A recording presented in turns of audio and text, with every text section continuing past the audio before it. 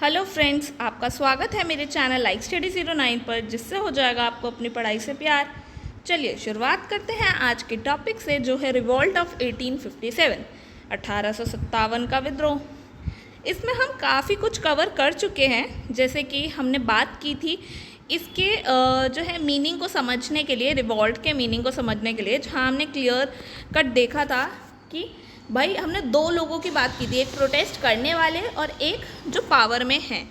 तो यहाँ पे प्रोटेस्ट करने वाले कौन थे?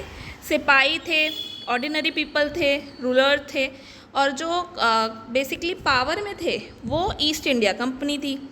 इसी तरह हमने काफ़ी सारे जो हैं कॉजेज़ कवर किए थे, पॉलिटिकल एडमिनिस्ट्रेटिव कॉजेज़ को कवर किया था, जिसमें डिफरेंट गवर्नर जनरल्स की पॉलिसीज़ के बारे में बात की, जिसकी वजह से लोग कितने ज़्यादा परेशान हुए, हर वर्ग को परेशानियां हुई और मन में जो है रोष पैदा हो चुका था। इसी तरह जो है हमने कुछ इकोनॉमिक कॉजेज़ की भी बात की कि किस तरीके से उनको जो है जो कहते हैं एक्सप्लॉइट किया। ऐसे ही मिलिट्री कॉजेज़ की भी बात करी। और आज हम बात करेंगे कुछ इमीडिएट कॉजेज़ की, बेसिकली कुछ ऐसे इवेंट्स की जिन इवेंट्स की पूरी जो सीरीज़ है वो इसको जो है पूरे रिवॉल्ट को कवर करती हैं। अब जैसे कि हम पहला इंसिडेंट देखें तो 23 जनवरी को 1857 में एक प्लेस था दमदम, वहाँ की जो छावनी थी वहाँ पे राइफ़ल को मुंह में डालने से मना कर दिया। अब इसी तरह जो है 3 दिन 1 महीने बाद बेसिकली 26 फरवरी को जो है बहरमपुर में मना कर दिया, जो है वहाँ की छावनी ने राइफ़ल को मुंह में लेने से मना कर दिया। जो हमने पिछले जो वीडियो में लास्ट रीज़न यही पढ़ा था, जो राइफ़ल आई थी, नई राइफ़ल आई थी, उसमें जो है माना जाता था चर्बी होती थी सूअर की, गाय की, जिससे भाई जो है लोगों का धर्म भ्रष्ट हो रहा था। तो इसीलिए उन्होंने जो है उस राइफ़ल को मुंह में डालने से मना किया। अब भाई ये भी हुआ। इसी तरह जो है 3 दिन 1 महीने बाद 29 मार्च को बैरकपुर में भी जो है 19th जो है नेटिव इन्फेंट्री रेजिमेंट जो थी, उन्होंने भी, उनकी भी छावनी ने राइफ़ल को मुंह में लेने से मना कर दिया।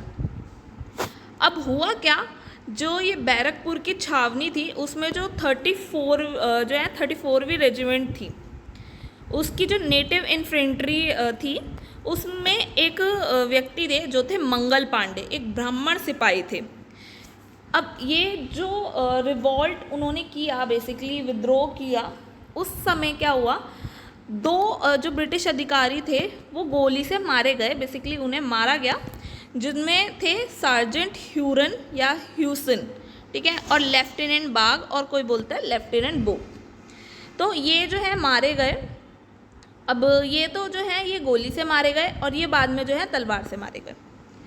तो जब अब ये मारे गए तो ऑब्वियस सी बात है गवर्नमेंट जो है मंगल पांडे को सज़ा ज़रूर देगी, ताकि ये जो है लोगों के मन में एक डर पैदा हो सके कि अगर वो ब्रिटिशर्स के खिलाफ जाएंगे तो उनको सज़ा मिलेगी। अब इसी वजह से जो है उन्होंने 8 अप्रैल को जो है उन्हें फांसी दे दी। अब ये फांसी ये सोच कर दी गई कि जो रिवॉल्ट है या लोगों के मन में जो गुस्सा है वो दब जाए, वो आगे और ना भड़के, पर ये एक चिंगारी बन के उभरा। इसीलिए जो है मंगल पांडे जो है उनकी फांसी माना जाता है कि 1857 की क्रांति की शुरुआत थी। अब क्या हुआ, 24 अप्रैल तक आते आते मेरठ में कहा जाता है जो 99 या 85 सिपाहियों की, जो देसी घुड़सवारों की जो रेजिमेंट थी, उसने जो है विद्रोह कर दिया। यही सब बातों को देखते हुए उन्होंने भी विद्रोह किया और अब जो है उन्होंने डिसीजन लिया कि वो दिल्ली की ओर निकलेंगे। दिल्ली में क्यों? क्योंकि दिल्ली में जो है मुग़ल बादशाह रहते थे बहादुर शाह जफ़र। अब उनको जो है अपना लीडर चुनने के लिए वो वहाँ जाना चाह रहे थे, तो अब वो दिल्ली की ओर मूव किए। अब ऑब्वियसली बात है, एक सेना, उनकी टुकड़ी, उनकी छावनी से वहाँ से निकल के जा रही है, तो ब्रिटिशर्स आराम से तो नहीं बैठेंगे, तो उन्होंने जो है उन्हें गिरफ्तार करना चाहा। इसी तरह जो है बाकी जो मेरठ की छावनी थी, उन्होंने उन सभी सिपाहियों को छुड़वा लिया जिन्हें बेसिकली कैद करा गया था, और अब जो है ये और मूव करे और स्ट्रॉन्ग हो गए मेंटली कि अब भाई 10 मई को हम निकल रहे हैं 1857 में दिल्ली की ओर बढ़ने लग रहे हैं।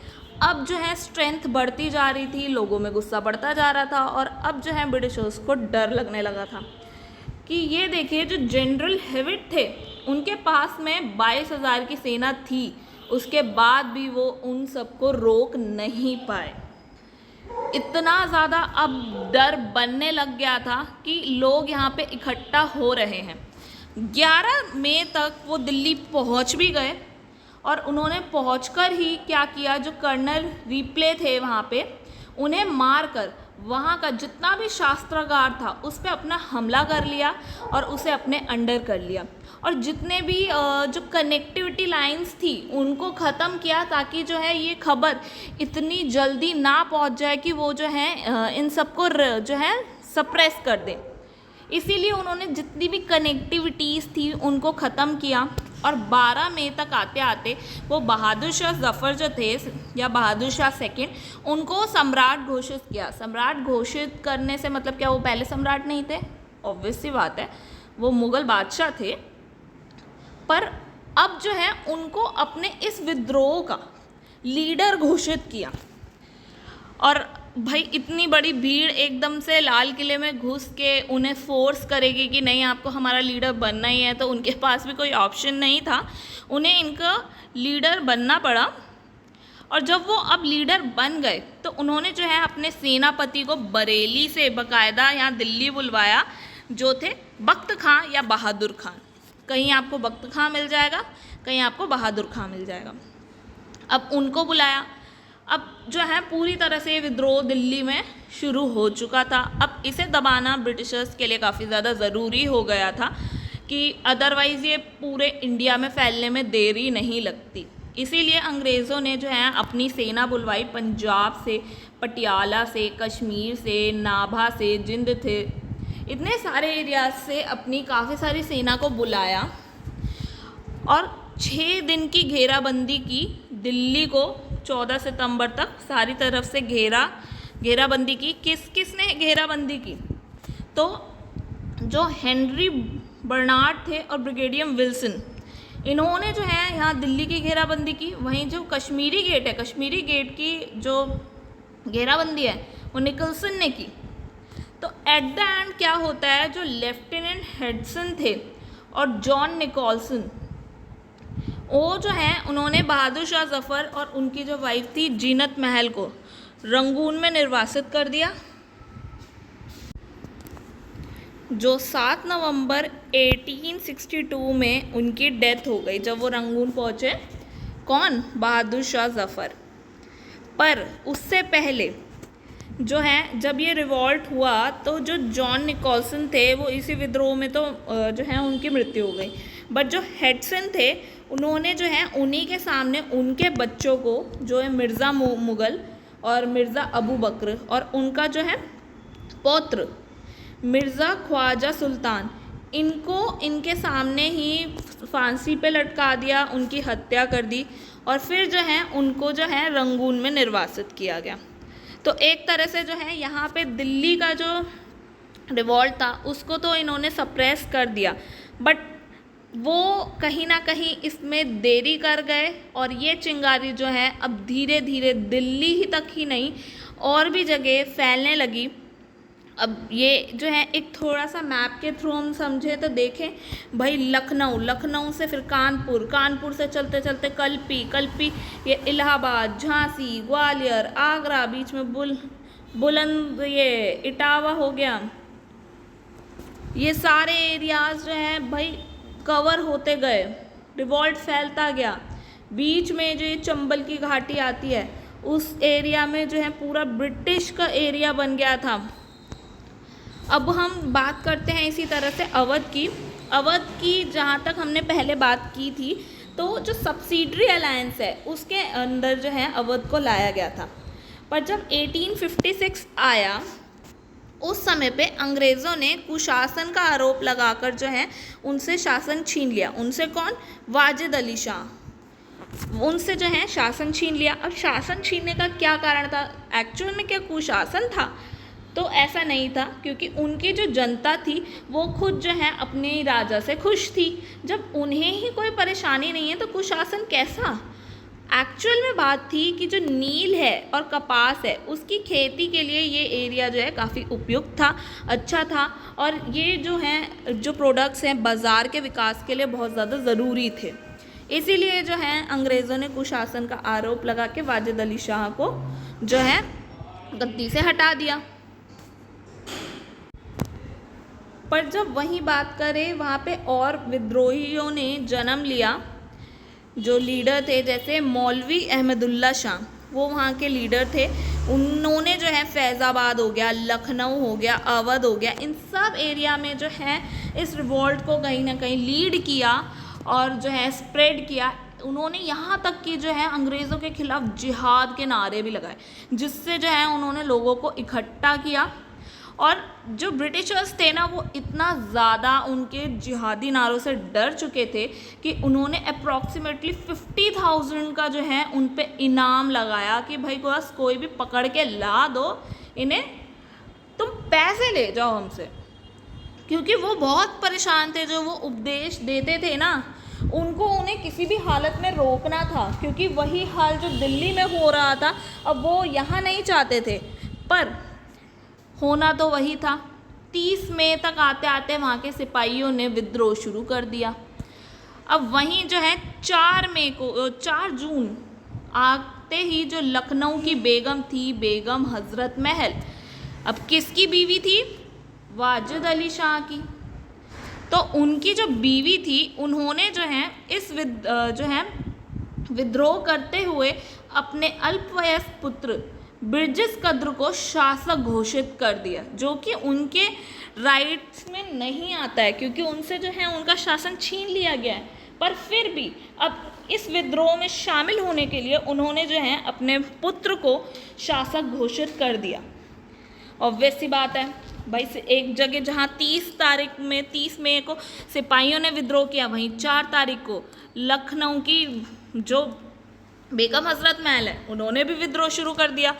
अब इसे तो सप्रेस करना ही होगा ब्रिटिशर्स को, तो इसीलिए जो है सबसे पहले जो है हेनरी लॉरेंस को भेजा गया। पर भाई वो अपनी जान बचा के भाग गए, और क्योंकि उनके रेजिडेंस में आग लगा दी गई थी।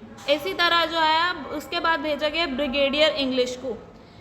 अब वो भी अपनी जान बचा के भागे, क्योंकि भाई विद्रोह बहुत बढ़ गया था। फिर जनरल हेवलॉक आए, जिनकी लखनऊ विद्रोह में ही मृत्यु हुई थी, और ऑट्रम, ये भी जान बचा के भागे। अब आप देख रहे हो कितने सारे जनरल्स को और जो है सेनापतियों को भेजा गया कि भाई जाओ इन्हें दबाओ, पर दबना तो था ही नहीं। रिवॉल्ट इतना फैल गया, वो ब्रिटिशर्स को दबा दे रहे थे। इसी के बाद जो है कॉलिन कैम्पबेल को भेजा गया, वो भी गोरखाओं के साथ में। अब गोरखास तो भाई बहुत ही स्ट्रॉन्ग थे। जहाँ आपने अगर पिछली क्लासेस देखी होंगी तो उसमें जो है हमने देखा था लॉर्ड हेस्टिंग के काल में जो है गोरखास को हरा कर उनसे काफ़ी सारे क्षेत्र छीन लिए गए थे। और यही मैंने उस समय भी बताया था 1857 में इनका बहुत बड़ा रोल रहा है ब्रिटिशर्स की जीत में, क्योंकि इनकी जो आर्मी थी वो बहुत स्ट्रॉन्ग होती थी।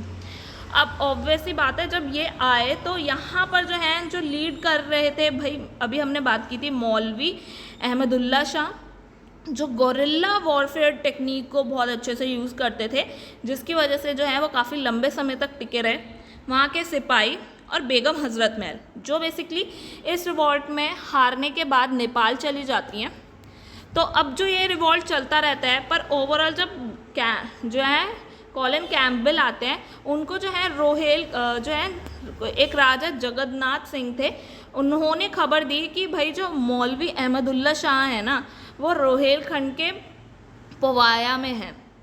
तो अब वो वहाँ जाके जो है उन्हें मार देते हैं। तो बेसिकली मौलवी अहमदुल्ला शाह खुद से ऐसे नहीं मरे, उनको धोखा मिला, तभी जो है ब्रिटिशर्स उनको मार पाए। अब इस तरीके से जो है पूरा का पूरा वहाँ का जो रिवॉल्ट था वो दबा, क्योंकि जो उनके 3 मेन लीडर्स थे, या लीडर्स तो 2 थे, मौलवी अहमदुल्ला शाह और बेगम हज़रत महल, पर सिपाहियों को रोक लिया गया, इन लोगों को रोक लिया गया, तो ओवरऑल जो है ये रिवॉल्ट सप्रेस हो गया। पर वहीं अब हम बात करते हैं 5 जून 1857 की, जहां हम अब अवध की बात किए थे 30 के बाद 4 की, उसी के एक दिन बाद जो है कानपुर में भी विद्रोह शुरू हो गया। अब कानपुर में जो शासक थे वो थे नाना साहेब। उनको पेंशन देने से मना कर दिया गया कि अब हम आपको आगे से पेंशन तो नहीं देंगे। तो इसी वजह से जो है अब वहाँ के जो उनके साथी थे तात्या टोपे, जिनका नाम था रामचंद्र पांडुरंग और अजीमुल्ला, इन्होंने जो है मिलकर नाना साहेब को पेशवा घोषित कर दिया कि अगर आप पेंशन नहीं दे रहे हो, ठीक है, अब हम अपना पेशवा खुद चुनेंगे। हमने पेशवा बना लिया है, वो है नाना साहेब। अब पेशवा बना लिया तो अब इन्होंने जो है इस रिवॉल्ट को आगे लीड किया और वहाँ पे जो छावनी के कमांडर थे जनरल व्हीलर, उनकी छावनी की घेराबंदी कर दी। देख रहे हो आप कितनी बड़ी बात है भाई, ब्रिटिशर्स की ही जो छावनी है उसमें ही उनको घेराबंदी कर दी। अब भाई जान बचा के वो भागे बहुत इलाहाबाद के सत्ती चौरा में, वहाँ पे नाव में अपने बच्चे महिलाओं के साथ बिल्कुल जान बचा के भाग रहे हैं। और हुआ क्या, पर अब जब ये विद्रोह भड़का तो ये थोड़ा जो कहते हैं ना, थोड़ा क्या काफ़ी हिंसक हो गया कि व्हीलर को वहीं मार दिया और जितने भी बच्चे महिलाएं थे उनको बीबीगढ़ के जो महल में ले जाके कैद किया गया और वहाँ पे भी कुछ सिपाहियों ने जो है उन सब की हत्या कर दी, जिसका ऑब्वियस सी बात है इल्ज़ाम नाना साहेब पे जाएगा कि ये काफ़ी प्लानिंग प्लॉटिंग के साथ में उन्होंने जो है ये पूरा हत्याकांड करवाया, जबकि एक्चुअल में वो प्लानिंग प्लॉटिंग तो नहीं थी, वो कहीं ना कहीं बस जो रिवॉल्ट था वो काफ़ी हिंसक कन्वर्ट हो गया था। बट उन पे जो है ये ब्लेम लगाया गया कि जो नाना साहेब ने ये सब प्लानिंग प्लॉटिंग करके जो है ये सब किया, इसीलिए अब जो है उनको सज़ा देनी है। तो इसलिए जो है हैवलॉक और नील, इन्होंने जो है इस विद्रोह को दबाया।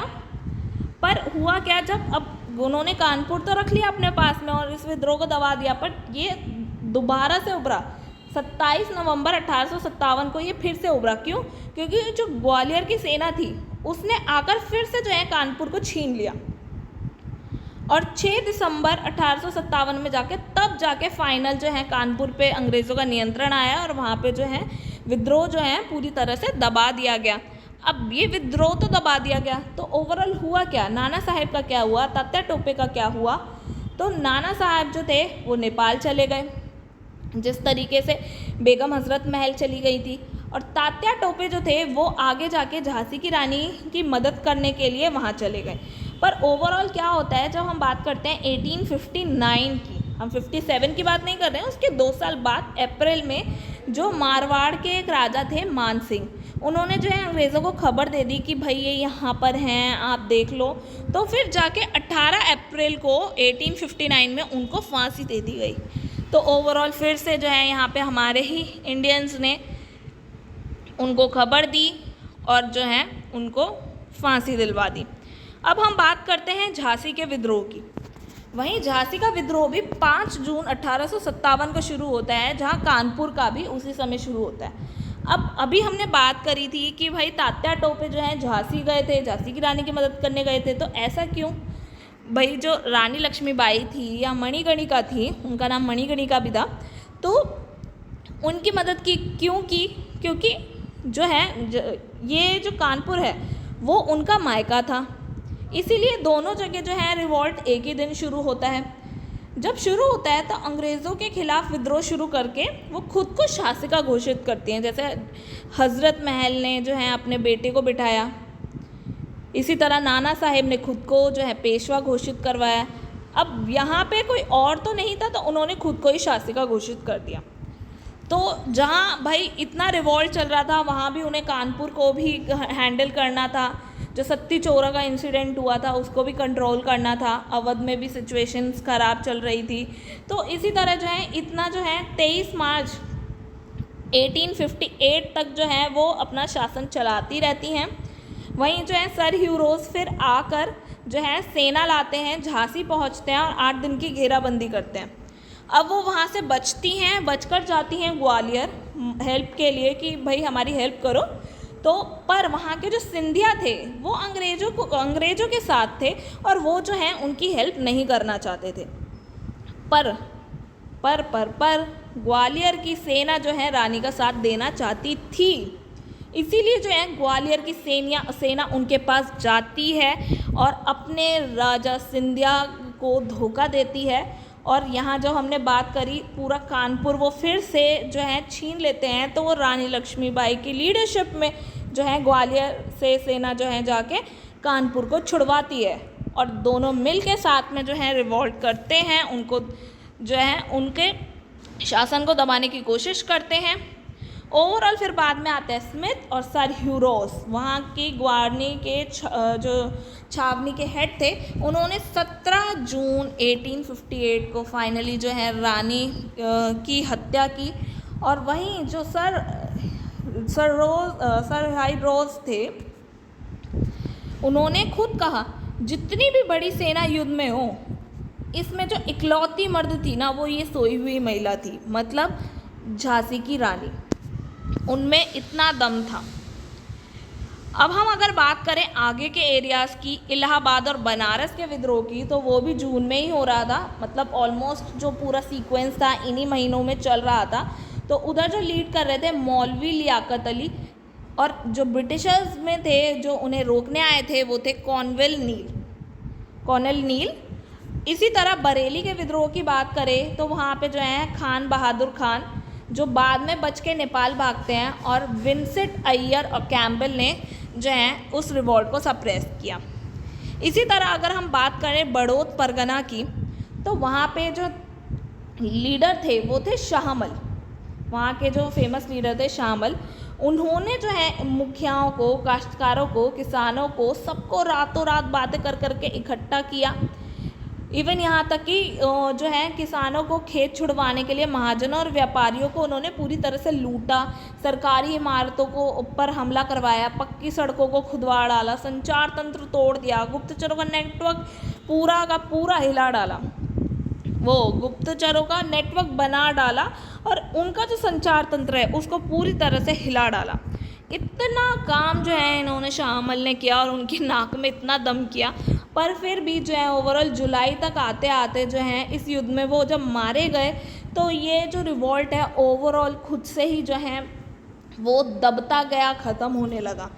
इसी तरह और भी कई सारे लीडर्स थे, जैसे गोरखपुर में गजाधर सिंह, मथुरा में देवी सिंह, मेरठ में कदम सिंह। अब हम बात करते हैं बिहार की, तो बिहार में काफ़ी सारे जो हैं रिवॉल्ट हुए थे, ऐसा नहीं है कि सिर्फ एक हुआ। जो सबसे पहला रिवॉल्ट हुआ था वो दानापुर में हुआ था, ठीक है, बिहार के। पर पटना, आरा, जगदीशपुर, गया, मुजफ्फरपुर, सब जगह जो है यहाँ पे रिवॉल्ट हुआ। अब हमने बात तो की सबसे पहला रिवॉल्ट दानापुर में हुआ, पर उसके बाद भी तो कोई ऐसा इम्पोर्टेंट इवेंट होगा, मतलब इवेंट से मतलब काफ़ी तरीके से जो है वहाँ पे रिवॉल्ट हुआ था। पूरी एक स्टोरी थी, जो इम्पोर्टेंट इंसिडेंट था वो जगदीशपुर का था। क्यों, क्या खास बात थी कि वहाँ का जो लीडर था कुंवर सिंह, वो एक 80 साल का ज़मींदार था। इतना बूढ़ा होने के बाद भी उन्होंने जो है रिवॉल्ट में पार्टिसिपेट किया। और क्या हुआ, जो ये अपनी ज़मीन जो है वो बोर्ड ऑफ रेवेन्यू को सौंपना चाहते थे, पर अंग्रेज़ों ने उन्हें धोखा दे दिया। अब ये चीज़ उन्हें अच्छी नहीं लगी, इसीलिए उन्होंने फ़ौज लेकर जो है आजमगढ़ के अतरोलिया ज़िले में वो चले गए। अब वहाँ पे जो है इस रिवॉल्ट को सप्रेस करने के लिए सबसे पहले जो है मील मैन गया।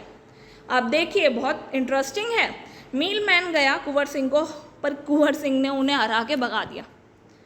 अब वो भाग गए। अब मील सिंह जो है बाद में, जो मील मैन है ना, बाद में डेन्स को भी लेकर आता है और फिर से उन्होंने उन्हें जो है हरा दिया और फिर से भगा दिया। अरे भैया 2 बारी हरा दिया। अब भाई मील्स मैन, डेन्स, मार्क, 3 लोग आते हैं, उन्होंने फिर इन्हें हरा दिया। पर भाई इतनी बारी हरा रहे थे तो अब कुछ तो होगा भाई। उन्हें जो है उनके हाथ पे लगी गोली, जिसकी वजह से उन्होंने वहीं का वहीं अपना हाथ काटा, और अपना हाथ काट के अब फिर वो जो है जगदीशपुर गए, उन्हें हरा दिया फिर भी, और 22 अप्रैल को जो है वो अपने घर गए। ये खबर मिली कैनिन को कि भाई ये 80 साल का बूढ़ा व्यक्ति क्या कर रहा है, 3 बारी इतने लोगों को हरा दे रहा है, कुछ तो भाई जुगाड़ लगाना पड़ेगा, इधर तो हराना ही पड़ेगा। तो जो है उन्होंने जो है इन्हें जो कुंवर सिंह है इनको तैयार होने का मौका ही नहीं दिया। जहाँ वो जैसे ही जगदीशपुर गए उनका हाथ कटा था, रिकवर होने में समय लगेगा।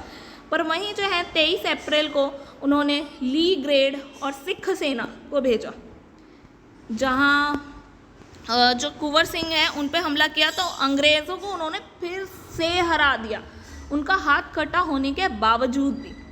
पर उसके 4 दिन बाद जो है 26 अप्रैल को उनकी मृत्यु हो जाती है। अब ऑब्वियस सी बात है, कमांड किसी ना किसी को तो संभालनी ही पड़ेगी, तो इसीलिए इसकी जिम्मेदारी जो है उनके भाई अमर सिंह ने उठाई, जहाँ विल्सेट अय्यर और टेलर ने मिलकर जो है दिसंबर 1858 में जो है उन्हें हरा दिया। तो ये जो स्टोरी थी ना, इससे बेसिकली स्टोरी क्या है, ये जो इंसिडेंट हुआ था इससे लोग काफ़ी ज़्यादा इंस्पायर हुए थे कि वो इतने बूढ़े होने के बाद भी इतनी बारी अगर वो ब्रिटिशर्स को हरा सकते हैं, एकजुट हो सकते हैं, तो हम क्यों नहीं। तो इसी तरीके से जो काफ़ी सारे शहरों में जैसे असम, उड़ीसा, कुल्लू, राजस्थान, पंजाब, हरियाणा, इवन यहाँ तक कि साउथ इंडिया तक भी विद्रोह फैल गया। अब ये सिर्फ जो है सिर्फ दिल्ली का विद्रोह नहीं रहा, दिल्ली या नॉर्थ इंडिया का हम कहें वहाँ तक ही सीमित नहीं रहा, ये जो है बहुत सारे एरियाज़ में, इवन यहाँ तक कि नॉर्थ ईस्टर्न एरियाज़ में भी फैल गया। जिसमें हम देखते हैं अगर असम का विद्रोह, तो असम में जो है जो लीडर था पुरंदर सिंह थे और उनके दीवान जो है मनीराम दत्त। अब मनीराम, जिस तरह से हमने देखा था कानपुर में जो है तात्या टोपे ने उनको मोटिवेट किया और विद्रोह में उनका साथ दिया, इसी तरीके से जो है इनके दीवान जो है मनीराम दत्त ने इनका साथ दिया। अब मनीराम दत्त को अंग्रेज़ों को लगा कि भाई असम चाहिए, इस विद्रोह को तो दबाना ही है। और जब उनका जो है पौत्र कदपेश्वर जो है उनको राजा घोषित किया गया, तो उन्हें लगा कि भाई ये विद्रोह और बढ़ेगा, इसलिए उन्होंने क्या किया, जो मेन बंदा है जो इनको मोटिवेट कर रहा है मनीराम दत्त, उस पर केस चलाया, झूठा केस चला के उन्हें फांसी दिलवाई, जिसकी वजह से अब जो है ये इसके बाद जो है ये विद्रोह ऑटोमेटिकली दब गया। अब इसी तरह हम बात करते हैं उड़ीसा की। तो उड़ीसा में जो संबलपुर है वहाँ के राजकुमार थे उज्ज्वल शाही और सुरेंद्र शाही। इन लोगों ने विद्रोह किया और वहीं अंग्रेज़ों ने 1862 में इन्हें पकड़कर निर्वासित कर दिया। निर्वासित इसीलिए क्योंकि इनके टाइम पीरियड में किसी भी तरह का तो कहते हैं ना हिंसक घटनाएं नहीं हुई थी, तो अब वो उन्हें फांसी तो दे नहीं सकते थे, पर सज़ा तो देनी ही है ना, ताकि जो है आगे और लोग ना करें। पर तो इसीलिए उन्होंने उन्हें निर्वासित कर दिया। आप देख रहे हो 1862 तक ये घटना चली ही आ रही है, इतना लंबा। इसी तरह अगर हम कुल्लू की बात करें तो प्रताप सिंह और वीर सिंह, अंग्रेज़ों ने पकड़कर इन्हें भी मृत्युदंड दे दिया। ठीक है, अब राजस्थान की बात करें तो राजस्थान में हम बात करेंगे कोटा की और आउवा की। आउवा में तो ठाकुर कुशल सिंह ने लीड किया। वहीं जब हम कोटा की बात करें तो जयदयाल और हरदयाल ने, जो वहाँ के मेजर बर्टन थे, उनकी हत्या कर दी। अब हत्या कर दी तो सज़ा तो ये तगड़ी ही देंगे, तो उन्होंने क्या किया, गिरफ्तार करके तोपों के मुंह पर उन्हें बांध के उड़ा डाला ताकि लोग डरें। पर लोग डरने थोड़े वाले थे, लोग तो और स्ट्रॉन्ग हो गए थे कि अब तो इनका शासन ख़त्म करना ही है, शासन ख़त्म करके आज़ादी चाहिए। अब इसी तरह जो है अगर हम बात करें पंजाब की, तो पंजाब में देखा जाए तो ज़्यादातर क्षेत्र जो है इस रिवॉल्ट से मुक्त ही रहा। यहाँ पे ज़्यादा जो है रिवॉल्ट विद्रोह हुए ही नहीं, पर ऐसा नहीं कह सकते बिल्कुल नहीं हुए। जितने भी एरिया जो दिल्ली से सटे हुए थे वहाँ पे असर तो आएगा ही। तो जैसे अम्बाला हो गया, जलंधर हो गया, गुड़गांव हो गया, ठीक है, उन सब क्षेत्रों में विद्रोह हुआ और नामधारी सिखों ने सशक्त विद्रोह किया। अभी हमने जैसे बात करी, एक रिपोर्ट आती है 1856 से 57 में कि जो विद्रोह है पंजाब में, ज़्यादा विद्रोह तो हुआ ही नहीं, पर जो छोटे मोटे विद्रोह हुए उसी में ही 386 लोगों को फांसी दी गई, 206 लोगों को काले पानी की सज़ा दी गई, जहाँ पहले पंजाब के विद्रोहियों को ही सबसे पहले जहाज़ों में भर भर के भेजा गया, जबकि यहाँ पे सबसे कम विद्रोह हुआ, पर फिर भी सबसे ज़्यादा लोग यहीं से ही आए। अब एक हिस्टोरियन थे वीडी दिवेकर, भी हम बात वीडी सावरकर की नहीं कर रहे, हम वीडी दिवेकर की कर रहे हैं। उन्होंने एक किताब लिखी थी south India in 1857 war of independence, जो लिखी थी 1993 में। तो उन्होंने बताया जो 1857 का रिवॉल्ट है ना, वो सिर्फ उत्तर भारत तक सीमित नहीं था, जो हमने खुद ही देखा। ये विद्रोह दक्षिण भारत तक भी फैल चुका था। सिर्फ मद्रास को छोड़कर जो है महाराष्ट्र, कर्नाटक, आंध्र प्रदेश, तमिलनाडु, केरल, गोवा, पुदुचेरी, ये सारे एरियाज जो हैं कवर किए गए।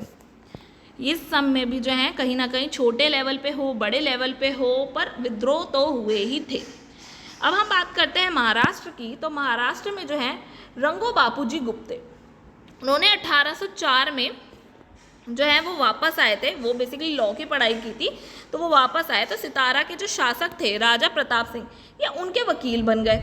अब जब वकील बने तो सितारा को वापस लेने के लिए वो लंदन तक गए, वहाँ पे उन्होंने गुहार भी लगाई। जब वो नहीं माने ब्रिटिशर्स, तो उनके जो सहायक थे मान सिंह, उनको फांसी दे दी गई।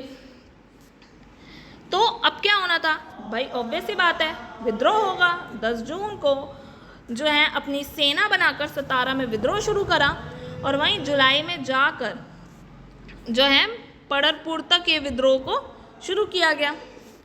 और जो है अब ब्रिटिशर्स को लगा कि भाई ये खतरा है, तो जो है रंगू बापूजी को गिरफ्तार कर निष्कासित कर दिया गया। अब वही बात अगर हम महाराष्ट्र के पूना की करें, तो 22 मई को जनता ने वहाँ के जो नाना साहेब थे उनका घोषणा पत्र पढ़ा, और उससे इतना ज़्यादा उत्साहित हो गए कि उन्होंने भी विद्रोह करा।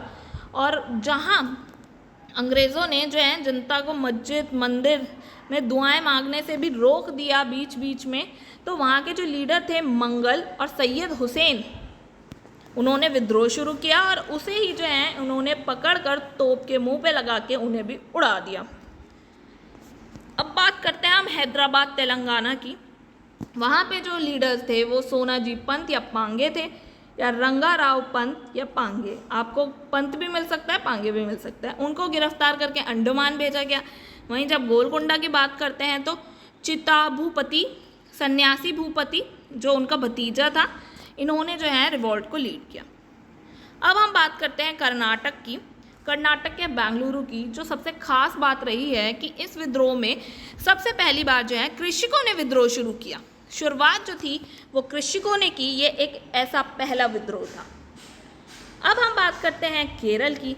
तो जो केरल है वहाँ पे कालीकट हो गया, कोचिन हो गया, किडलोन हो गया, वहाँ पे लीड किसने किया? विजय कुदारत, बानाजी कुदारत, मामा कुंगू या कुंजी, ठीक है।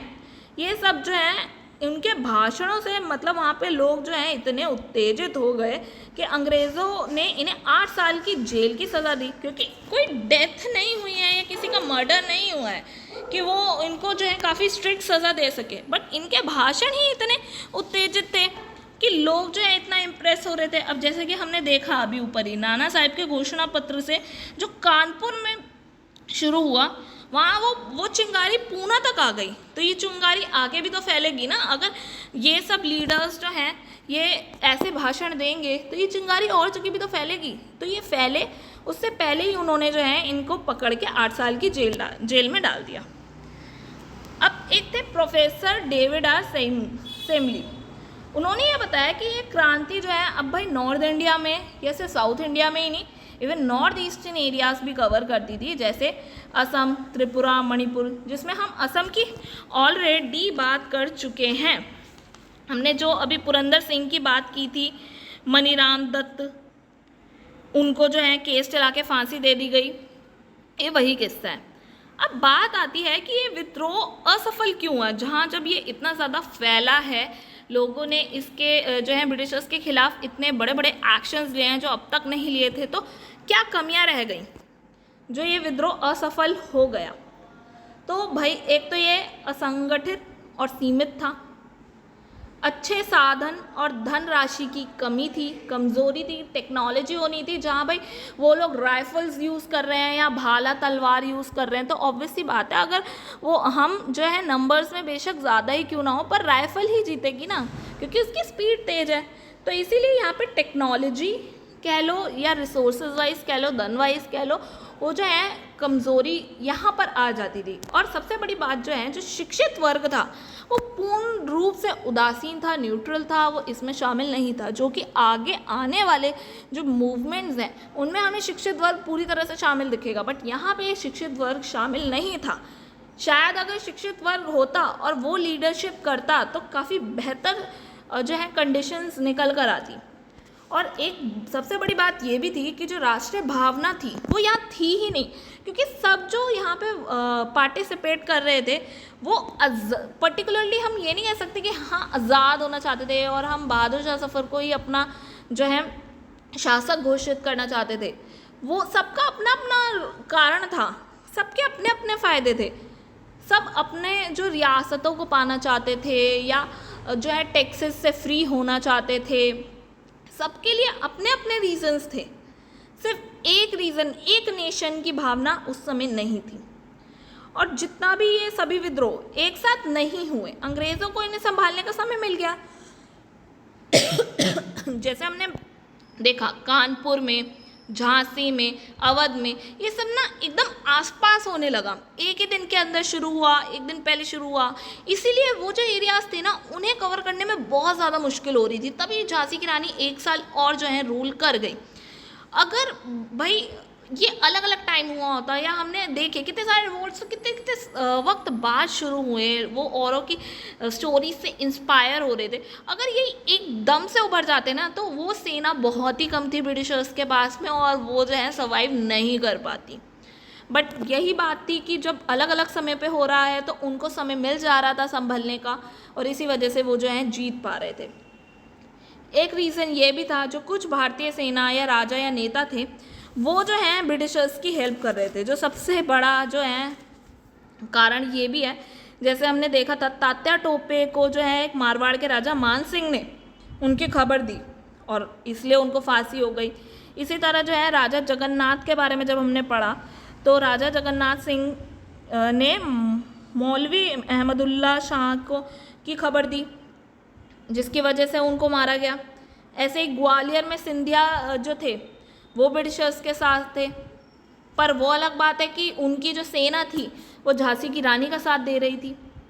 तो ये भी एक रीज़न था। और रीज़न्स अगर हम देखें तो लीडरशिप की कमी थी, क्योंकि जो बहादुर शाह जफर थे वो काफ़ी वृद्ध हो चुके थे, बूढ़े हो चुके थे, और उन पे जो कहते हैं ना ये जिम्मेदारी एकदम अचानक से दे दी गई। पूरी भीड़ आ गई हमारा लीडर बनो, वो चाहे बनना चाहते हो या ना बनना चाहते हो पर उन्हें बनना पड़ा। और एकदम से स्ट्रैटेजी सोचना कि अब हम क्या कर सकते हैं, मैं किस तरीके से लीड करूँ, उस चीज़ के लिए उन्हें समय भी नहीं मिला। और वो जो कहते हैं ना वो एबिलिटी भी उस हिसाब से उस समय उनके पास थी नहीं। तो लीडरशिप की तो बहुत ज़्यादा कमी थी कि उन्हें शायद समय मिलता तो वो और सोचते। अब जैसे हम आगे के मूवमेंट्स में देखते हैं, गांधी जी थे, सरदार वल्लभ भाई पटेल थे, ऐसे ही बहुत सारे लीडर्स थे जिन्होंने हर एक जगह पे अच्छे से लीड किया और सबके पास में एक उम्मीद थी कि ये जो है हमें राह दिखाएंगे कि किस तरीके से हमें आज़ाद होना है। और जो अगला कारण है अंग्रेज़ों का बेहतर संचार तंत्र। हमने देखा था डलहौजी के टाइम पर डलहौजी ने कितना ज़्यादा डेवलपमेंट किया था, रेलवेज़ का, इवन टेलीग्राफ लाइंस भी बिछवा दी थी। तो बहुत जल्दी जल्दी जो है रिस्पॉन्स वहाँ पे जा रहा था, पता लग रहा था कि कहाँ पर क्या रिवॉल्ट हो रहा है, कैसे हो रहा है, कौन सी सेना आ रही है, क्या आ रहा है। तो वो प्रिपेयर बहुत अच्छे से और बहुत फास्ट कर पा रहे थे, जो एक और कारण था उनकी जीत का। बट हम ये नहीं कह सकते कि ब्रिटिशर्स पूरी तरह से जीत गए। इसका जो अभी परिणाम है वो हम आगे पढ़ेंगे, क्योंकि ईस्ट इंडिया कंपनी को भाई उन्होंने बहुत बुरी तरह से हराया था, जिसको अब हम नेक्स्ट वीडियो में कवर करेंगे। आई होप आपको आज की वीडियो काफ़ी अच्छी लगी होगी।